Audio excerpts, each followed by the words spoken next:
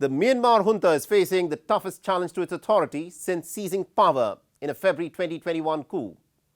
A coalition of three armed ethnic minority groups called the Brotherhood Alliance have made some significant gains in the north, thereby galvanizing other opponents of the junta. Increasingly losing ground, the military has now stepped up its own air assaults, with civilians frequently being at the receiving end. Since the 2021 coup, more than 4,400 people have been killed in the military's crackdown on dissent. The United Nations estimates that about 2.3 million people have been displaced so far in this violence. On the eve of the coup's third anniversary, Myanmar's military rulers extended a state of emergency that was in place since 2021 by another 6 months, once again delaying the promised elections. While announcing the extension of the state of emergency, Myanmar's army chief, Aung Hlaing, has pledged to crush all opposition to the military rule. Our next report gets you more details.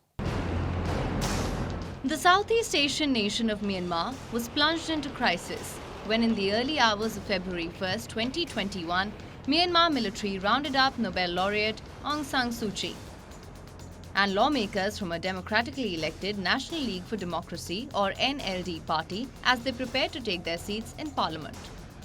The military accused Suu Kyi's party of widespread fraud during polls held weeks before, in which the military-backed candidate was trounced by the NLD. Mass protests against this illegal power grab erupted across the country. Military generals responded to these nationwide protests with brute force. According to the Assistance Association for Political Prisoners, a local monitoring group, more than 25,730 people have been arrested for opposing the coup, with almost 20,000 of them still in detention.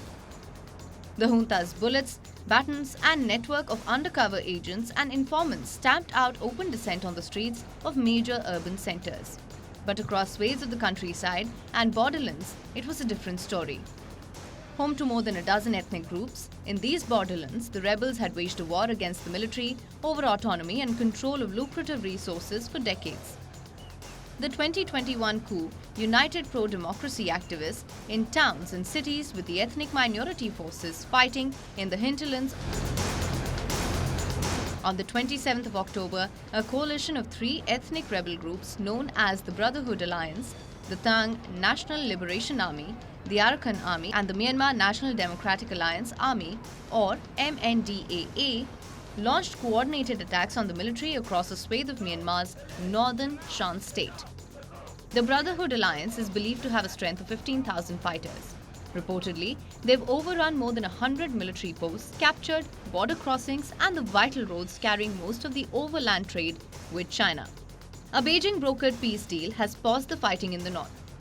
But the Brotherhood Alliance has largely kept its recent gains and clashes have continued elsewhere. On the eve of the third anniversary of the military power grab, National Defense and Security Council, presided by Junta Chief Aung Hlaing, extended emergency rule for a further 6 months. The extension is deemed necessary by the Junta Chief to undertake tasks essential to bring the nation to a normal state of stability and peace. After the announcement, the United Nations expressed concern about the political developments in Myanmar. The crisis in Myanmar continues to deteriorate with devastating impacts on civilians.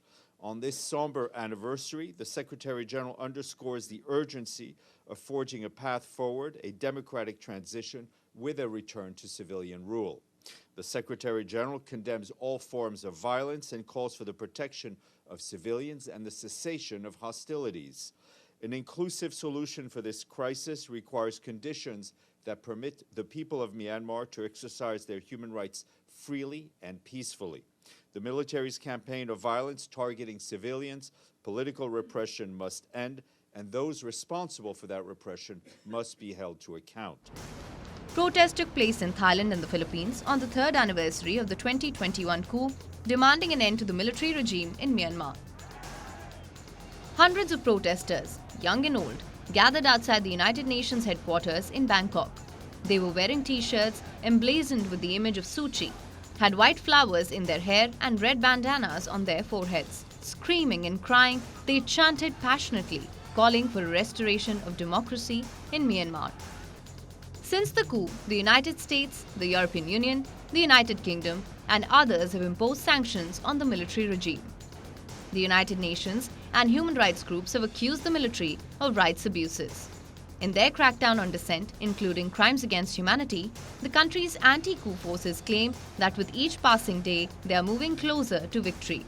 The offensive has put pressure on Aung Hlaing, who in a first is also facing criticism from the nationalists and regime supporters. All this has weakened the military's hold on power and put them at their most vulnerable in the last 60 years. How long will the Myanmar military hold on to power? Will the armed opposition across the country end up usurping power? When will elections promised by the generals after the coup finally be held? A nation in turmoil since the 2021 coup awaits answers anxiously.